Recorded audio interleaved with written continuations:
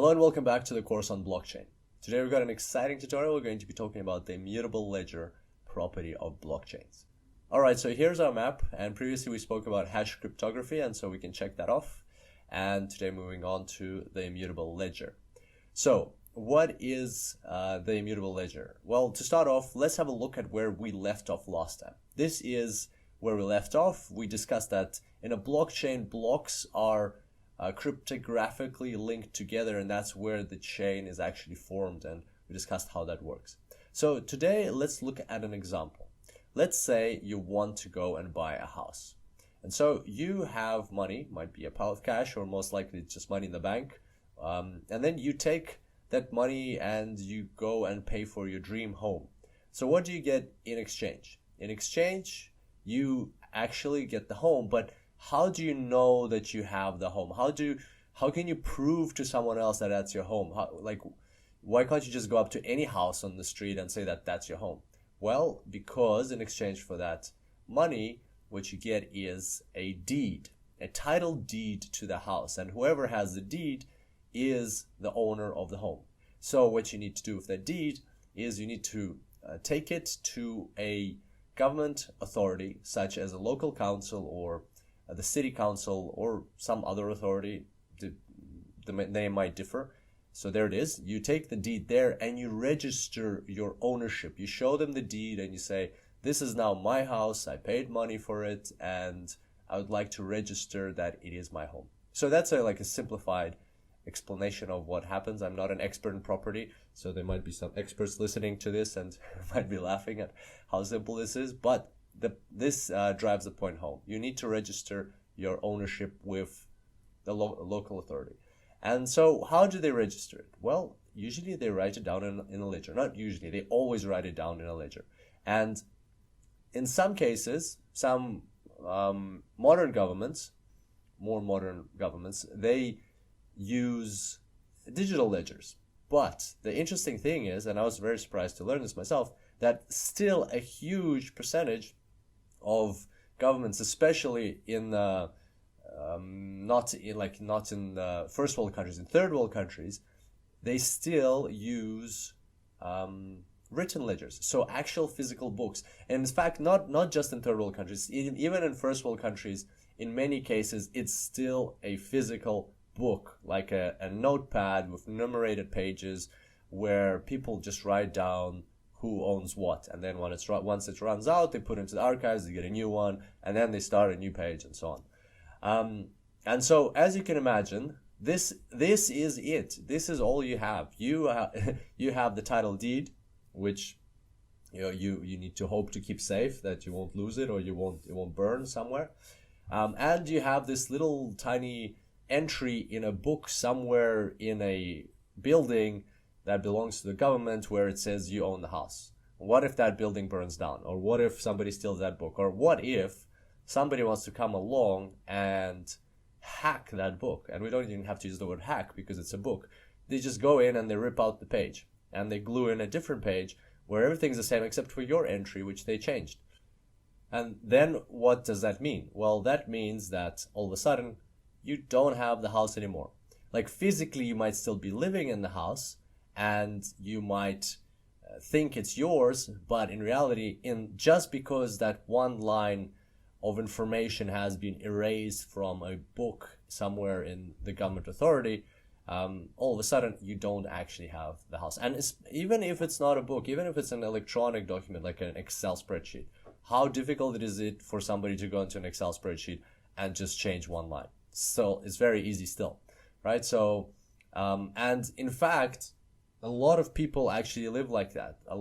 There are tons and tons of errors in property titles in in these databases, and people live in their home. They think they have the home, but in reality, it's actually not theirs anymore, just because of some error or somebody messing up with the files. So now comes in technology, comes in blockchain. How can we fix this situation? Well, let's say we have all of these titles stored in a blockchain rather than on paper or in an Excel spreadsheet or in a database. let's say we have them. So every single title, every time somebody buys something or sells a house, it's a new block that's added to this chain. And it's even okay, we're not even talking about distributed, decentralized yet. This whole blockchain can be stored like very simplistically, like in that governed facility. Even that's already better.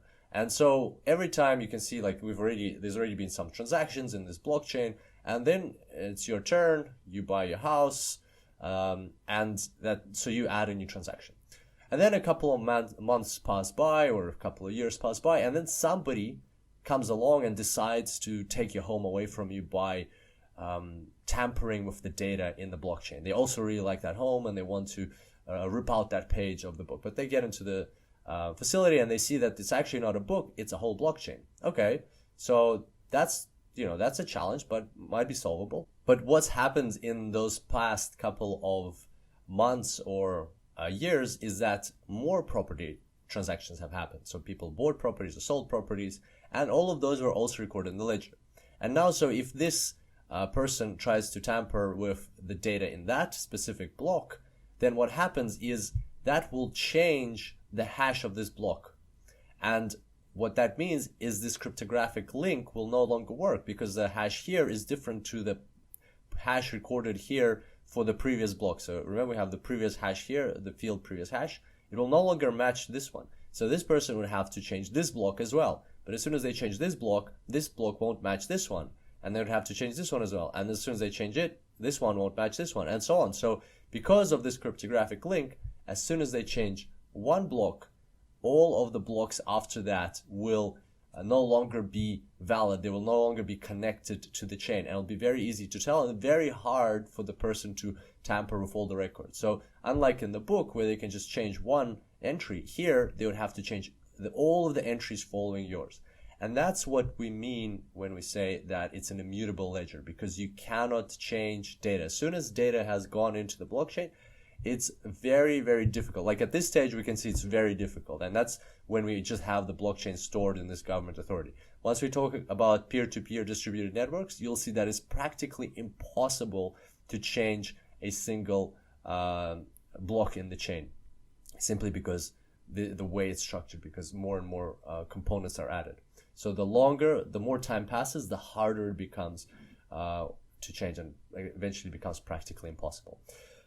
Okay, and so that's what an immutable ledger is. And I also wanted to point out here that this is not just an example pulled out of air. This is one of the biggest quoted examples. Property ledgers is one of the biggest quoted examples when people talk about blockchain outside of finance, outside of Bitcoin, outside of other coins and cryptocurrencies and ICOs and things like that. Why is it such a big example? Well, to start off with, this whole problem of ledgers, right? That these ledgers are so archaic, it's so unreliable to keep information there. And here's some other fun facts. For example, remember in the financial crisis that we had in 2008, well, Bank of America was going to places to close mortgages to foreclosures, and because this is so unreliable, they actually ended up coming to properties where they didn't actually have a mortgage. They hadn't made a mortgage, given a mortgage to the person or the business for that property, and they tried to foreclose properties which they had no right to foreclose, simply because how bad these ledgers are. Another example is in Haiti, or Tahiti. Well, basically in Tahiti, it's practically impossible to know whose property you're living on, which property belongs to whom, because of all of the natural disasters they have there, like all of these hurricanes that come through and just wipe out not just the properties, but the government facilities, and all of these ledgers unfortunately get destroyed. And so it's really impossible to tell for many properties who it actually belongs to, what the historical transactions were of that. And plus, on top of that, with any government, there can be corruption, there can be other factors that influence that. And so it's become a huge problem there. Another example is that The World Bank estimates that about 70% of the population of the world don't have access to proper titlements, to proper facilities that can register titles and title deeds. And that's mostly, of course, in third world countries. But still, that's a huge problem. That's a problem that blockchain can solve, that this new technology can solve. And to finish off, I want to give you one more example. This is an example from the UK, so directly from the government of the UK website. This is how many transactions, so property, and this is not commercial property, this is private property transactions that or residential property transactions that happen in the UK per month. So you can see there's the blue is the values and the red is the seasonally adjusted. So about 100,000 transactions per month happen in the UK. And I know what you'll say, oh, what if these are like tiny transactions, somebody paid, £10 here and there. Well, no, actually this data is for transactions that are £40,000 or above only. So only anything that's above £40,000 went into this data set. So as you can imagine, that's 100,000 transactions per month, what does that make it? That's about 3,000, just over 3,000 transactions per day, or 140 transactions per hour, or if you even divide it further, it's like one transaction every 30 seconds. So this tutorial has been going on for like almost 10 minutes, I'm assuming. And so like in the time that we've been talking here, 20 transactions have happened in the UK for £40,000 and above. So can you imagine like 3,000 transactions being recorded into these ledgers every single day? Inevitably, there are going to be errors somewhere. And that means, people's titles are not going to be recorded properly, and that can cause issues down the track. And that can all be solved with technology, with blockchain, and that's why governments are already considering moving things like their title deeds management to blockchains. And I think that's one of the first places we'll see that happen. And it's not only about title deeds, this can also be applied to things like diamonds. That's another big use case, because with diamonds you also need to track who bought it, where it came from, who sold it, and all the transactions related to it, so you can see what's happening. So like physical tracking of assets, wherever we are currently using ledgers, this we can move to blockchain. So there we go. That's an immutable ledger, and those are the benefits, some use cases. I've got a great article for you for today. I really loved reading through this one. This is called The Blockchain Economy, a Beginner's Guide to Institutional Crypto Economics. It's got almost 10,000 claps on Medium. So it's very popular. Have a look. I really enjoyed it. It talks about a lot of these things and how they can impact our economy and what this means for the future of governments, future of society, and the things that we're going to be doing. So check it out. Great article, and hope you enjoyed today's tutorial. I look forward to seeing you next time. Until then, enjoy blockchains.